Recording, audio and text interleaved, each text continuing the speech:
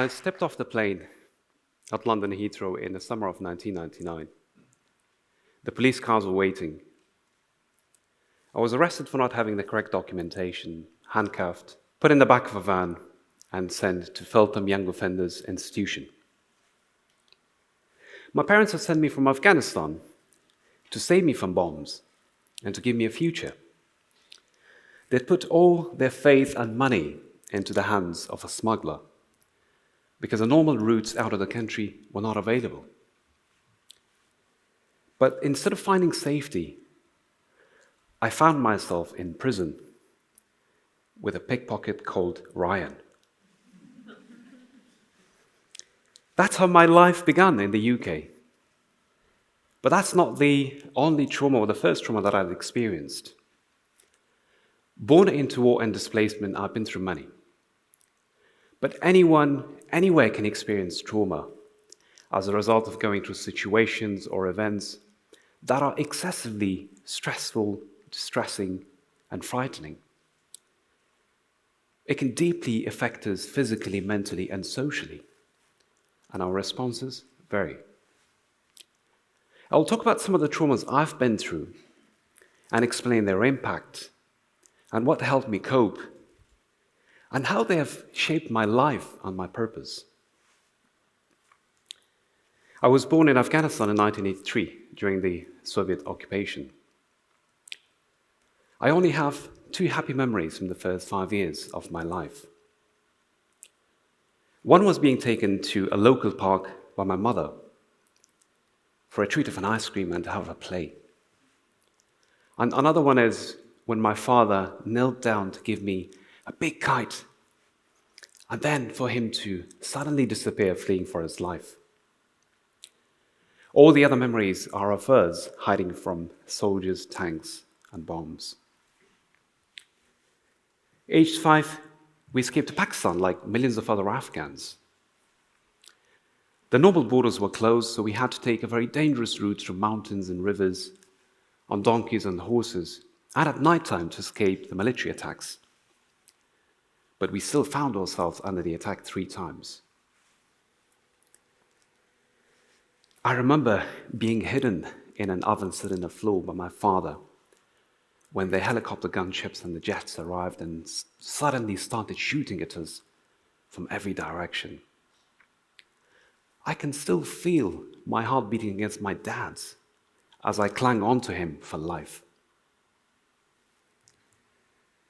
We miraculously survived, but countless refugees seeking safety did not then and do not now across the world.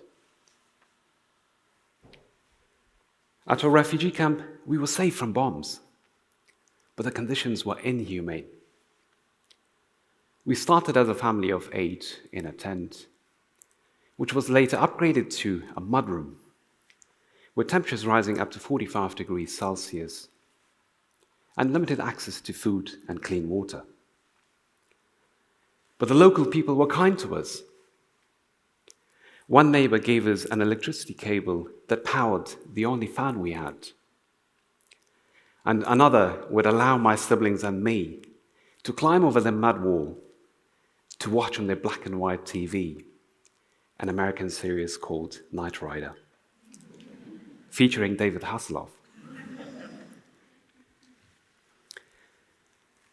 Soon, most of us suffered from malaria, and then I became dangerously ill. A local doctor diagnosed me with severe tuberculosis. I was at the brink of death. But the local doctor not only saved my life, he inspired me to become like him, to heal people. On my last visit, he gave me a stethoscope and a large, old, illustrated medical textbook, and he said, "Son, you would need these for when you become a doctor." My father didn't have enough money to buy me toys, but he would play doctor with me. He would even allow me to inject boiled water into his arms, which would turn black and blue as I kept messing his veins. I wouldn't let my son do that to me. Yeah. After 2.5 years in the camp, we returned to Afghanistan and spent the 1990s in the middle of civil war.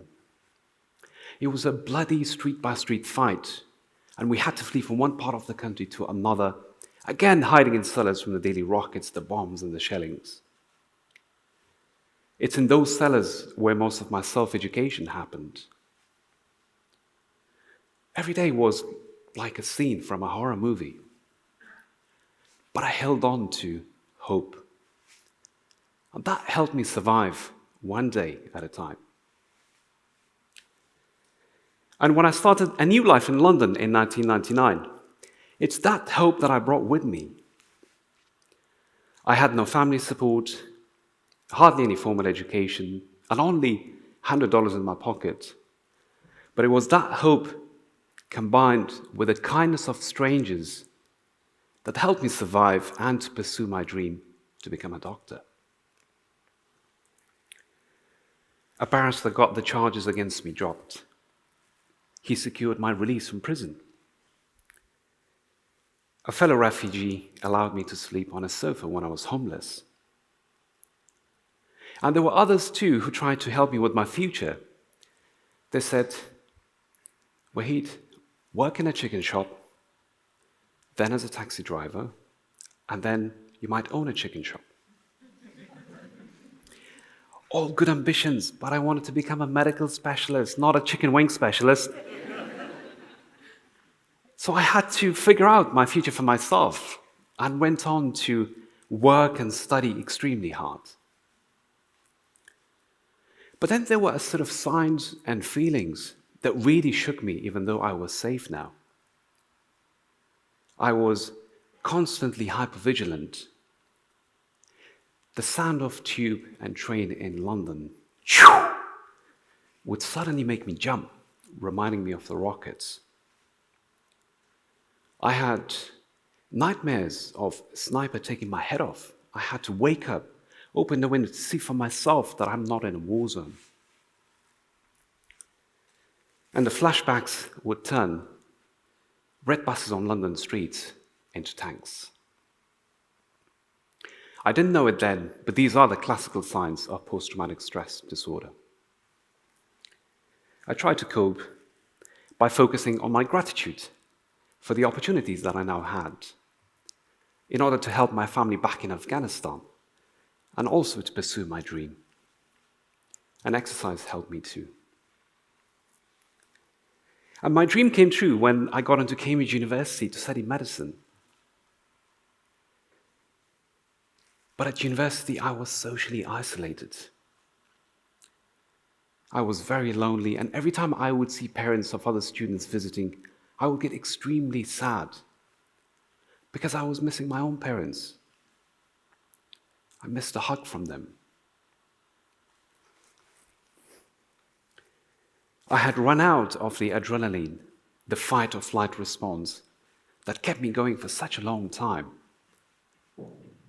Numbing my emotions or trying to lock them away, which is also how traumatized people try to cope, was not working any longer. Deep down, I was a broken child, and eventually I had a breakdown. I opened up at last to my tutor, and for the first time I received the warm hug that I so desperately needed. I cried over his shoulders, pouring my heart out. He was astonished to hear what I'd been through, and he advised me to get professional help and to be kind to myself. So I started getting some therapy. And for the first time, I started thinking about myself, what made me happy, and about my own well-being. And when I qualified as a doctor after finishing my studies at Harvard University and Imperial College in London, I also realized that helping others in need was making me feel better too.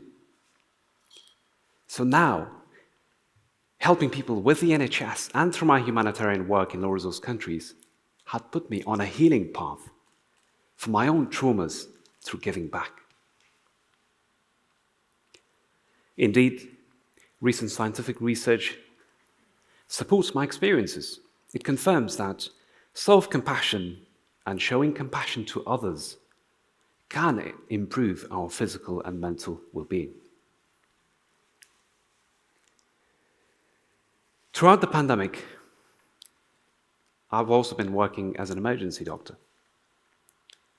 And I've witnessed patients suffer painful traumas. People desperate to hold on to the hands of their loved ones, people saying their last goodbyes on the phone. My own family went through more traumatic experiences too. I had to say goodbye to my mother as she lay dying in Afghanistan. Then I watched my own history of refugee repeating itself for my 3 newly displaced siblings starting a new life in the West. And I've also watched helplessly how millions of Ukrainians have been devastated by the same bombs, jets, and tanks that attacked me as a child. But I've also seen how we've shown compassion by helping each other in the community. How we all came together in solidarity to fight COVID. And how my own siblings have received the same kindness that I did as a child refugee. Trauma may be experienced by anyone, anywhere. In my case, I'm standing in front of you as one of the 400 million traumatized children of war and displacement. But my life has been transformed by the kindness shown to me. And it's also given me a purpose to give to others in need through my voice, medical profession, and through my innovations to reduce healthcare inequalities for everyone, regardless of their race, background, or religion. That's what inspires me every day. So if I can rise from a refugee camp, just like that one where I met those little children, what could they and millions of other vulnerable people achieve if we all come together in extending our hands to those in need in our society? I believe we can save many lives, transform countless futures, heal ourselves and heal our society if we act with our whole hearts, not through hatred, violence, or division. I hope that you will join me in making compassion a way of life. Thank you all so much.